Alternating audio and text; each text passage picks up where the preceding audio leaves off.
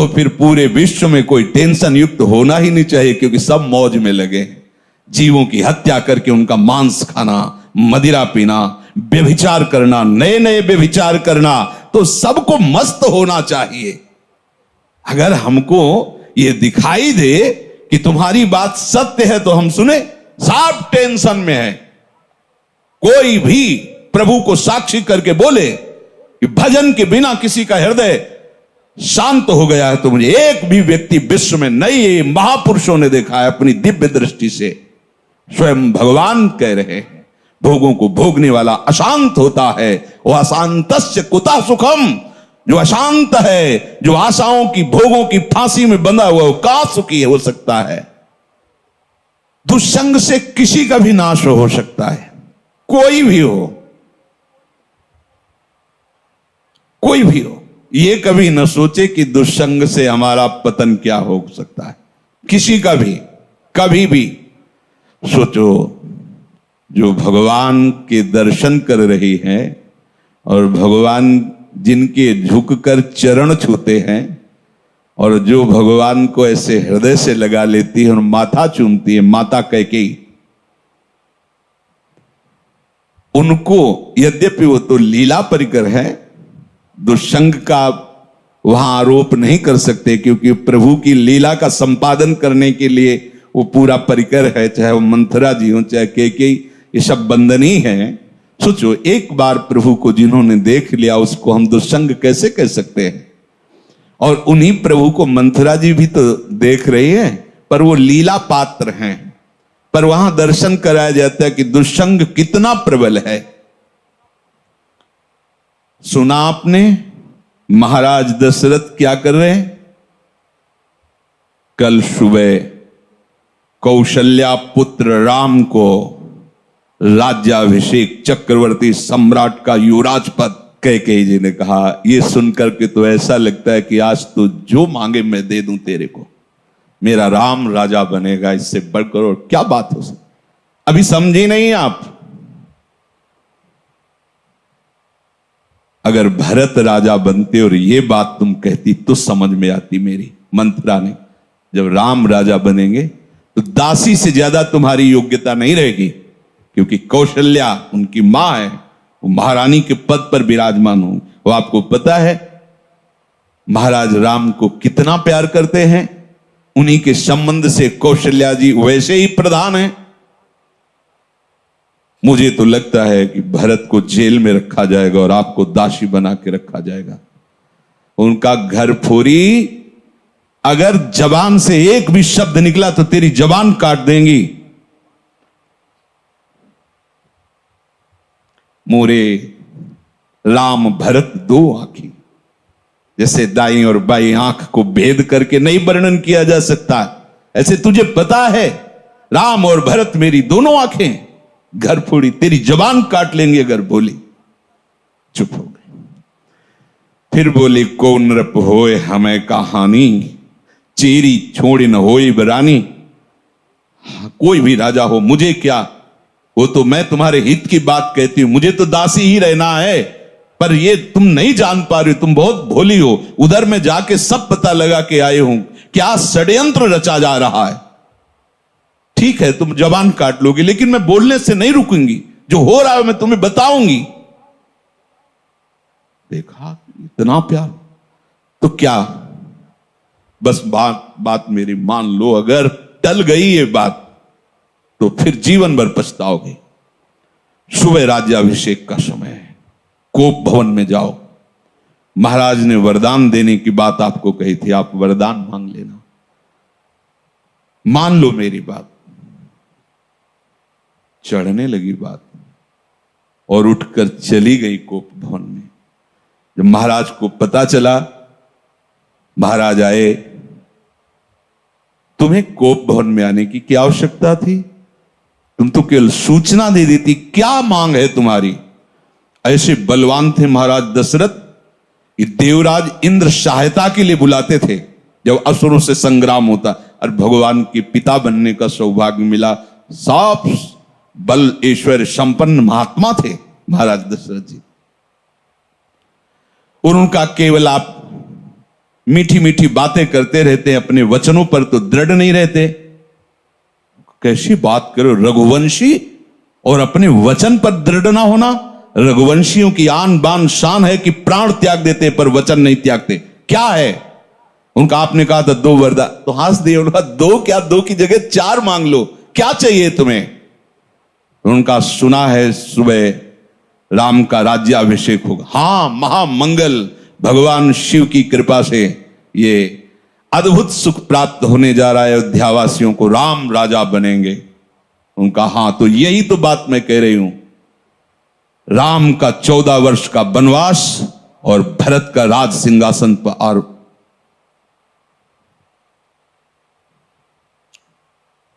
महाराज सोच भी नहीं सकते थे, ऐसी अवाक रह गए, ये क्या? बस यही तो हम कह रहे हैं ना, मीठी मीठी केवल बातें करते हो। दशरथ जी ने कैकेयी जी के चरणों में हाथ रखा, वर्णन आया है, और कहा मेरे प्राण मांग लो तो देने में मैं हिचकूंगा नहीं, लेकिन राम को वनवास ऐसा मत करो। सुबह होते ही मैं भरत को बुला करके राजगद्दी दूंगा, आप कहोगी तो मैं राम और कौशल्या के साथ एकदम एकांत हो जाऊंगा, पर मेरे राम को वनवास। बस हम यही तो कह रहे थे कि मीठी मीठी केवल बातें। आप एक तरह से मूर्छित हो गए महाराज। क्या हुआ देखो, कितना आनंद मंगल होने वाला था, कैसा कुशंग ने स्वयं कैकेयी जी को भी वैधव्य सहना पड़ा। और जो नेत्रों का परम लाभ है, 14 वर्ष तक उस लाभ से वंचित रहे प्रभु से। दुष्संग हरि गुरु से ऐसे क्षण में अलग कर सकता है। बहुत जैसे सत्संग में सामर्थ्य है कि लौ मात्र का सत्संग स्वर्ग और भोग मोक्ष आदि का त्यागी बना सकता है, तो ऐसे कुसंग भी कम नहीं है। अगर वो सही कुसंग मिल जाए तो परम पद से भी भ्रष्ट करने का वो मार्ग रच सकता है। इसलिए कह रहे कि दुस्संगः सर्वथैव त्याज्यः। किसे हम समझे कि दुस्संग होने जा रहा है? तो शास्त्र कहता है यद्यशद्भिः पथि पुनः शिष्णोदर कृतोद्यमैः आस्थितो रमते जंतुस् तमो विशति पूर्ववत् सत्यम शौचम दया मौनम बुद्धि स्त्रीर्हीर्यशः क्षमा समो दमो भगश्चेति यत्संगाद्याति संक्षयम् ते स्वशान्तेषु मूढ़ेषु खंडितात्म स्वसाधुषु संगम न कुर्याच्छोच्चेषु योषित क्रीड़ा मृगेषु च। जो केवल रसेंद्री के स्वाद में और जनेंद्री के भोग में है, उसका कभी भी संग नहीं करना चाहिए। शिष्णोदर कृत्योद्यमई, जिसका सारा का सारा उद्यम केवल 2 इंद्रियों के पोषण में है, अच्छा अच्छा खाने को मिले और भोगने को मिले, सबसे बड़ा कुसंग। ये भगवद वाणी। यद सदभी पथि पुनः, सतमार्ग में चल दिया है पर पुनः वो भ्रष्ट हो जाएगा। यद्य सदभी पथि पुनः शिष्णोदर कृतोद्यमई, जो केवल अच्छा अच्छा खाने को मिले और भोग भोगने को मिले जनेंद्री से, इतना ही उद्यम है। प्राय देख लो, इतना ही उद्यम है। खूब कमाओ और खाओ और भोगो, बस इतना ही जीवन है लोगों की। बच्चापन से लेकर और मृत्यु तक केवल इतनी ही चेष्टा है, खूब भोग संग्रह करो और उनको भोगो और मर के दुर्गति प्राप्त करो। शिष्णोदर कृतोद्यमई, जिनका उद्यम, जिनका प्रयास केवल 2 इंद्रियों के पोषण में है, ये खाया जाए, ये खाया जाए, ये पिया जाए, ऐसे भोग किया जाए, ये घोर कुसंग है भगवत प्राप्ति के मार्ग में।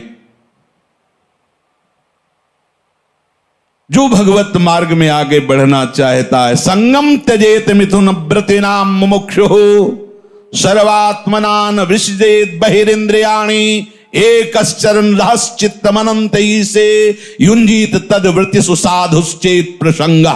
महाराज शौभरी जी अपना अनुभव करके कहते हैं कि यदि भगवत प्राप्ति करनी है तो ऐ मुमुक्षु, कभी मैथुन धर्म से युक्त प्राणियों का संग न करना, क्योंकि मछली के मैथुन को देख करके इनका मार्ग रुक गया और अपने मार्ग से भ्रष्ट हो गए।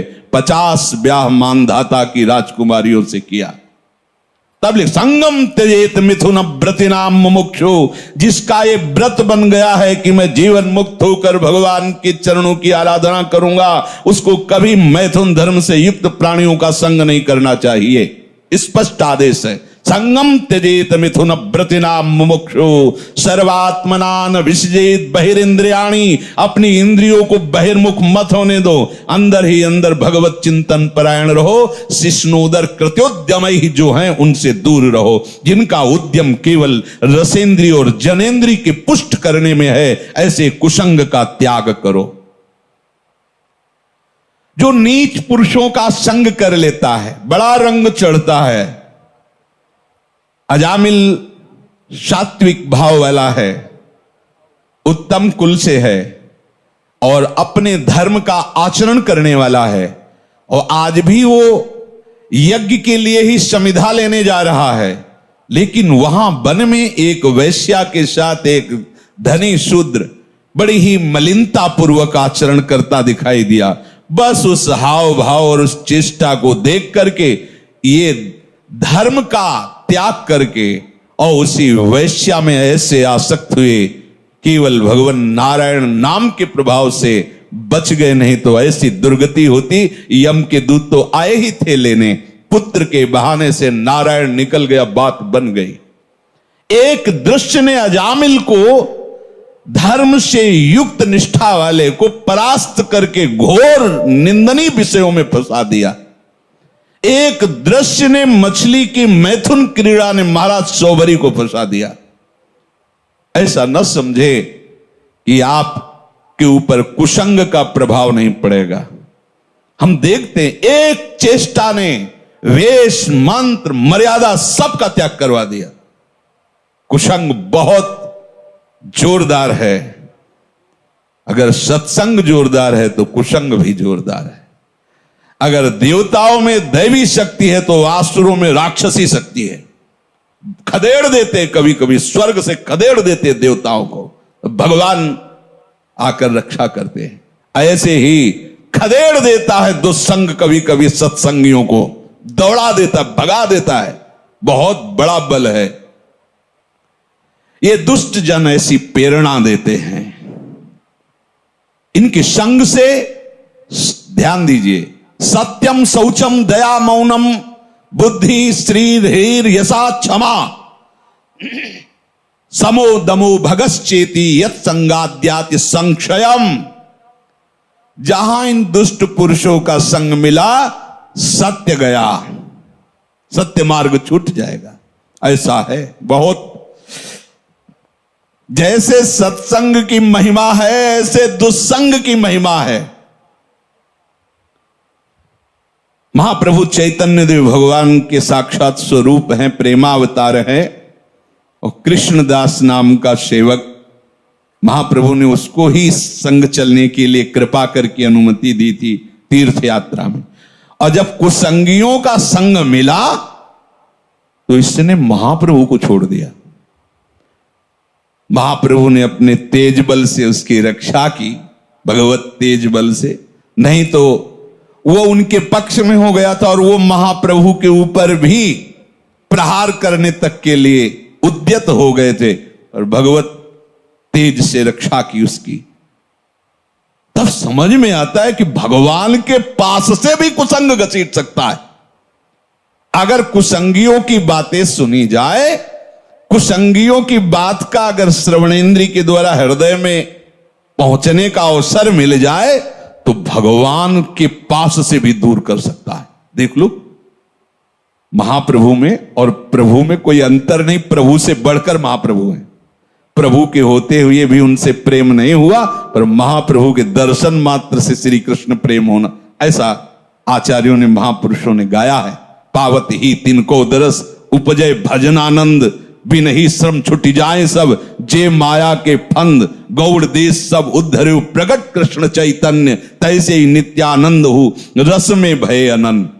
दर्शन क्या वो उच्छिष्ट पाता था, महाप्रभु के साथ चलता था, पर कुसंग कितना भारी। ओहो, जब भरत जी ने सुना कि मेरे प्राणाराध्य भगवान को वनवास मेरी मां के वचनों से हुआ, मेरे परम कृपालु परम प्रेमी पिता का शरीर त्याग मेरी मां के वचनों से हुआ, तो जे ही ननिहाल से आए तो दौड़ कर कैकेयी मां मिलने के लिए आई, तो रोक दिया और शब्द जो बोला वो बहुत ही कठोर बोला, पापिनी आज के बाद तेरा कभी भरत मुख नहीं देखेगा। 14 वर्ष व्यतीत होने के बाद जब प्रभु पधारे तो सबसे पहले कैकेयी मां के पास गए। बड़े करुणा में मर्यादा पुरुषोत्तम, हृदय से लिपट कर कैकेयी जी रोई और कहा, बेटा एक इच्छा है, जब से ये लीला हुई तब से आज तक भरत ने कभी मां नहीं कहा, तुम आदेश करोगे तो एक बार वो मां कह देंगे तो मेरा हृदय जो जल रहा है शांत, एक बार केवल मां कह दे। प्रभु कुछ बोल नहीं पाए, विचार किया। भरत जैसे महाभागवत एक बार जो निश्चय कर ले उसे टाला नहीं जा सकता, और भरत मेरी आज्ञा को नहीं टाल सकता। अब ऐसी परिस्थिति में निश्चित वो प्राण त्याग देगा। अगर हमने कहा कि कैकेयी जी को मां बोल दो तो मेरी आज्ञा उल्लंघन नहीं करेगा, और निश्चय इतना प्रबल है इसलिए दोनों बातों की रक्षा के लिए वो प्राण त्याग देगा। दूसरी भगवान ने कहा ही नहीं, जीवन में कभी मां नहीं कहा। साष्टांग प्रणाम करके हाथ जोड़कर ग्रीवा झुकाकर खड़े होते थे प्रहलाद जी हिरण्यकश्यप के सामने। जब उसने भगवान श्री हरि की निंदा की तो दैत्यराज कह के संबोधन किया, पिताश्री कह के संबोधन नहीं किया। जाके प्रिय राम वैदे, कोई दुष्संग कहीं भी हो सकता है, बता रहे हैं, वृत्ति से हो सकता है, व्यक्ति से हो सकता है। तो प्रभु कह रहे हैं स्वयं, ये भगवान के वचन है कि बरु भल बास नरक करताता, दुष्ट संग जन देई विधाता। भले नरक का वास हो जाए तो अच्छा है, उससे पाप क्षीण होंगे, लेकिन दुष्ट का संग ठीक नहीं। दुष्ट का वास, दुष्ट का संग, दुष्ट से मित्रता, दुष्ट से संभाषण बिल्कुल ठीक नहीं। बरुभल बास नरक करता, भले नरक में हमें बास मिले लेकिन दुष्ट का संग ना मिले। दुष्ट संग से केवल दुराचारी मनुष्यों का ही संग नहीं समझना चाहिए। अपनी इंद्रियां, अपने मन की पेशगी भी दुष्ट संग है। ये जो हमारा मन भगवत भजन के विपरीत प्रेरणा कर रहा है, ये बहुत सुंदर है, ये अच्छा है, ऐसा देख लें, वो सुन लें, वो भोग लें, ये भी दुष्ट संग है। ये इंद्रियां दुष्ट हैं, ये मन दुष्ट है, जब तक ये संतुष्ट नहीं हो जाते। और इनके संतोष होने का एक ही कारण भजन, दूसरा नहीं। माता देहूती जी भगवान कपिल देव जी से कहती हैं, भगवान भोगों को भोगते हुए दुष्ट इंद्रियां कभी तृप्त नहीं हुई, आज भी जला रहे। जबकि महान योगेश्वर से संपन्न भगवान करदम जी ने ऐसी रचना रची थी, तो कपिल देव जी से कह रहे कि भगवान ये दुष्ट इंद्रियों के द्वारा ऐसे दिव्य भोगों को भोगने पर भी आज तक तृप्ति नहीं। ये दुष्ट शब्द उच्चारण किया इंद्रियों के लिए, ये मन बड़ा दुष्ट है। जब तक ये भगवदाकार नहीं हो जाता तब तक अपना मन, अपनी इंद्रियां, इनसे सावधान रहे। ये कुसंग है। हर बात मन की मानना, इंद्रियों की मानना, हर बात मन और इंद्रियों की अपनी मानना, ये बहुत घाटे का सौदा है। जब ये तुम्हें मन और इंद्रियां भोगों का चिंतन करा रहे, तुरंत काटिए। हमने आपको बताया सत्संग में कि नाम जोर से उच्चारण कीजिए तो संस्कार नहीं बनने देगा, उसकी चाल है। और जहां आप उसमें थोड़ा सा मिल गए तो ध्यायतो विषयान पुंसः संगस्ते सुपजायते। जहां विषय ध्यान शुरू हुआ, पूर्व का भोगा हुआ या सुना हुआ या पढ़ा हुआ या देखा हुआ, जहां उस पे एकाग्र हुए, कुछ करो या न करो, जो उसका परिणाम वो तो हो गया। तुम्हारा अंतःकरण गंदा हो गया। क्रिया तो बाद में होती है, अंतःकरण पहले गंदा होता है। ध्यायतो विषयान पुंसः संगास्तेषु उपजायते। जहां विषयों का ध्यान सुखपूर्वक किया, ऐसे से ऐसा हो, ऐसे से, बस वो अंतःकरण को मलिन करके संकल्प बना देगा। और जहां संकल्प बना और संकल्प में बाधा पड़ी, प्रतिकूलता आई, तो क्रोध अपना अधिकार कर लेता है। संगात संजायते कामः, कामात् क्रोधो विजायते, क्रोधात् भवति सम्मोहा, सम्मोहात् स्मृति विभ्रमः, स्मृति भ्रंशात् बुद्धिनाशो, बुद्धिनाशात् प्रणश्यति, सर्वनाश हो गया। इसलिए कल्याण पथ पर, भगवत मार्ग पर चलने वाले उपासक को विषय चिंतन को भी दुष्ट संग समझना चाहिए। विषय चिंतन बड़ा भारी अंदर का दुष्संग है। बाहर से भाग के तो एकांत हो गए, लेकिन अंदर उसे भगाने के लिए नाम समर्थ है। नाम न छूटे तो कोई भी दुष्संग तुम्हारे ऊपर प्रभाव नहीं डाल सकता, आएगा प्रभाव नहीं डाल सकता। कोई भी दुष्चिंतन अपना संस्कार स्थापित नहीं कर सकता। इसलिए निरंतर नाम जप करते हुए दुष्संग से बचना। जब दुष्संग से बचेंगे तब आपके अंदर भजन भाव की वृत्ति से एकांत स्थान की चाह होने लगेगी। कोई मुझसे मिले ना, कोई बात ना करे, बस चुपचाप निरंतर नाम चल रहा है, वाणी चल रही है। स्वाध्याय अत्यंत आवश्यक है। अगर आप थोड़ा भी हिंदी पढ़ लेते हो तो आपको स्वाध्याय जरूर करना चाहिए।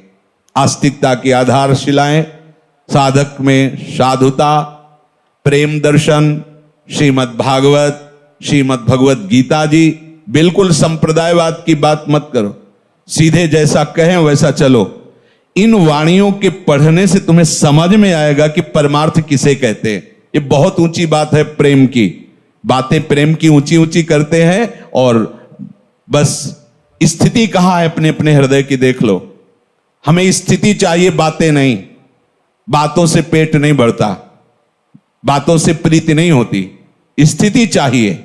जब तक आप सिद्धांत को नहीं समझोगे तब तक बातें ऊंचे सहचरी भाव की, गोपी भाव की, सखा भाव की, और स्थिति नहीं है एक साधारण धर्म की। जो व्यभिचारी है, जो मनमुखी है, जो स्वेच्छाचारी, वो कौन से भाव में बैठा है? देह भाव में। देह भाव का तो पूरे संसार में ही प्रचार प्रसार हो रहा है। देह भाव ही तो दुर्गति का कारण है। अब उसके उपासक के हृदय में जो दुस्संग से सर्वथा बच रहा है, भीतर और बाहर से, तो विविक्त स्थानम सेवते। जैसे आप यहां बैठे हो, आप एकांत में हो, एक के सिवा कोई चर्चा नहीं, एक के सिवा कोई गान नहीं, एक के सिवा कोई सेवा नहीं, एक के सिवा कोई वार्ता नहीं, उसे एकांत कहते हैं। एकांत का मतलब किसी कमरे में या गुफा में बैठ जाना नहीं। अगर वहां है और दुस्संग निवृत्ति का तुमने उपाय नहीं जाना तो वही दुस्संग हो जाएगा। अंदर से ही दुस्संग अकेला बैठे बैठे अपने आप को फंसा देगा। और इतनी सभा बैठी, इस समय सब कहां हो? केवल सत्य में हो। सत्य ही वो एक है, और उसी एक में स्थित रहना एकांत कहते हैं। एक के बाद और कोई स्मृति ना ना, उसे एकांत कहते हैं। और एक ही वो परमात्मा है। एको हम बहुश्यामा, वही बहुत रूपों में, यही जान जाना, संसार से मुक्त हो जाना है। तो यो विविक्त स्थानम सेवते, उसके हृदय में एकांत स्थान के सेवन का भाव आता है। एकांत स्थान से सीधे हम बहिर्मुख हैं तो बाहर बात चली जाती है, कहीं किसी नदी के किनारे, कहीं किसी जंगल में, कहीं किसी गुफा में। नहीं, उसका अब एक प्रभु के सिवा और कोई चिंतन न हो, ऐसा भाव आता है। इसके लिए हमें दुष्संग से बचना है, पर दुष्संग से बचने के लिए सत्संग अनिवार्य है। अगर सत्संग नहीं तो दुष्संग की पहचान ही नहीं हो पाएगी, दुष्संग से बचाव की कला ही नहीं आएगी। तो कहते हैं यो लोक बंध मुन्मूलयति, जिसने लौकिक रिश्तों को बिल्कुल तोड़ दिया है। बहुत खतरनाक ये संबंध है, लौकिक संबंध। यो लोक बंध मुन्मूलयति। एक सन्यासी जी वाराणसी में हमें मिले थे। उनका परिवार एक गांव है कानपुर जिले में, वहां से बहुत पहले जैसे सुना जाता है कि परिवार वाले आए तो संत भाग गए, वो नहीं मिले, दूर रहे। क्या है, ज्ञानी हो, महात्मा हो, क्या मिलना चाहिए। पर यह बात जो महापुरुषों के जीवन से में समझ में आती है कि चाहे जितना हम दूर रहें उनसे, पर मायाकृत संबंध का ऐसा संस्कार बैठ जाता है कि ये हमारे भाई हैं, ये दिमाग में रहता है। भले वो शिष्य बन जाएं, पर गुरु भाव गौड़ होगा, मुख्य भाव होगा कि मेरा छोटा भाई है या बड़ा भाई है, मेरे ताऊ हैं या काका हैं या चाचा है या जीजा, जो भी लौकिक संबंध। वो प्रयाग में घाटों में मिलते थे, विश्वनाथ जी का प्रसाद दिया करते थे। स्वामी जी बहुत चिंतित दिखाई देते थे। दिन पूछा, स्वामी जी आपकी चिंता का कारण क्या है? उनका बहुत बड़ी गलती हो गई है, मैं उसी गलती से जल रहा हूं। तो क्या गलती हो गई आपसे? ऐसा क्या अपराध है जो आप सन्यासी दंडी महात्मा? तो उनका क्या है कि जब से हम सन्यासी बने 25 वर्ष हो गए, छोटा भाई मिलने आया करता था, तो हमें कुछ ना कुछ दक्षिणा मिलती थी, तो उसे एकत्रित किए थे। तो उस समय उन्होंने कहा 90,000 रुपये हमारे पास थे। उसने आके रो के कहा कि बेटी का ब्याह है और मुझे दे दीजिए, तो कुछ व्यवस्था करा दीजिए। तो हमें लगा कि कन्या का ब्याह, कोई बात नहीं, दे दिया। ब्याह हुआ, दूल्हा मर गया ब्याह के बाद ही। अब जब हम अपने बड़े जनों से बात की तो उनका तुम्हारे द्वारा एक कृत्य जो हुआ बहुत गलत हुआ। विरक्त का जो पैसा होता है वो जहर होता है, वो गृहस्थ का नाश करने वाला होता है। तुमने ऐसा कैसे कर दिया? ये तुम्हारे पैसे का प्रभाव है किसकी? बोले तब से मैं जल रहा हूं, अब इसका क्या उपाय हो सकता है? मेरे द्वारा बहुत बड़ी गलती हो गई। ये जो लोक संबंध है ये बड़ी ऊंचाई से घसीट लेता है। भजन के लिए कोई भी भजन करो। पुराने गंगा किनारे आश्रमों में जो संत जन रहते थे, हमने देखा कि उनके जब घर के लोग मिलने के लिए आते तो ऐसे बाहर आकर के बुरगुज होते हैं ना गंगा के किनारे से, घाट के जो ऐसे चबूतरा, उनमें बैठ जाते ऐसे और कहते कि देखो भाई, हमारे यहाँ कुटिया का गुड़ भी मत खाना, क्योंकि गांव में गुड़ ही आदि ही रहता। गुड़ भी मत खाना, जो लाए हो पाना और गंगा जल पीना, चले जाना। यहां आश्रम का एक भी वस्तु स्वीकार मत करना, तभी तुम्हारा मंगल होगा। उन महापुरुषों ने जो अनुभव किया उसे अपने लोगों को धारण करना है। यो लोक बंध मुन्मूलयति। अहेतु की कृपा हुई, हम भगवत मार्ग में चले, और अगर चूक गए तो फिर बहुत गड़बड़ हो जाएगा। ये बहुत दूरी से घसीटते हैं परिवार वाले। हां, यदि आप हमें अपना मानते हो तो हमारे प्रभु को अपना मानकर बैरागी बनकर भजन कीजिए, भजन मार्ग में चलिए। आप गृहस्थी में हो तो आशा मत रखिए कि यहां से एक चुल्लू जल भी तुम्हें मिल जाएगा। अगर संबंध में मिठास रही तो गिरा देंगे, पक्का समझो। ओ महाराज जी, बस इतना सहयोग हो जाए, हम अगले साल की फसल बेच करके आपको सब दो। जिंदगी में वापस नहीं होंगे। वो भी गए, वो भी अपने धर्म से गए। बहुत बचने की जरूरत है। कहीं ना कहीं हमारे अंदर ये रहता है कि ये मेरे भाई हैं, कहीं ना कहीं रहता है हमारे पिता हैं, ये हमारी माता है।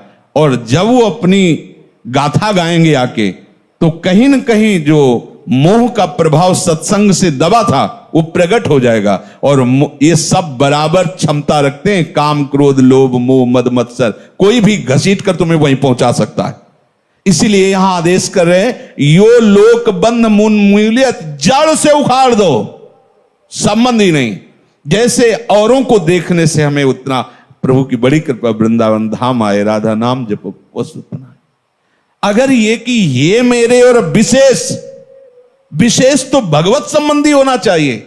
नाते नेह राम के मनियत, सुहृद सुसेव्य जहां लो। अगर शरीर संबंध विशेष है तो अभी तुम शरीराभिमानी हो, विशेष तुम्हारे लिए वही हो गया। और अगर भगवत भाव में हो तो भगवत भक्त विशेष होगा, ना कि शरीर संबंध विशेष होगा। ये अंदर देखने की बातें हैं, बाहर की नहीं। जो लौकिक समस्त बंधनों को जड़ से उखाड़ के फेंक देता है, इसमें लिखा है उन्मूलयति, जड़ से उखाड़ फेंकना, कोई संबंध नहीं। ये शास्त्र हमें मुक्त करने के लिए कृपा करके वर्णन करता है। वही गुरु शासन कृपा करके होता है। आप ऐसे बात नहीं करोगे, आप ऐसे, अगर मिलना है तो आप हमसे पहले अनुमति लीजिए और कई मिनट मिलेंगे और यहां मिलिए, यही बात। इसका मतलब क्या है? तुम कोई बहुत बड़ी उनके लिए सुख वाली वस्तु थोड़ी हो कि तुम चले जाओगे तो उनका सुख चला जाएगा। नहीं, तुम्हारे सुख के लिए तुम्हारे लिए विधान बना, नहीं, ऐसा नहीं। हां, वो अपनापन रखते हैं, देख ले तुम जीवित हो, स्वस्थ हो, भजन परायण हो, बस दूर रहो, तो तुम्हारा भी कल्याण हो जाएगा और उनका भी कल्याण हो जाएगा।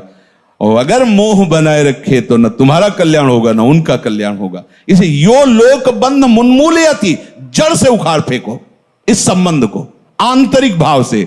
और एक दिव्य संबंध जो हमारा स्थायी है, सब मेरे मेरा प्रभु रमा हुआ है, हम उसी भगवत भाव से सबका पूजन करें।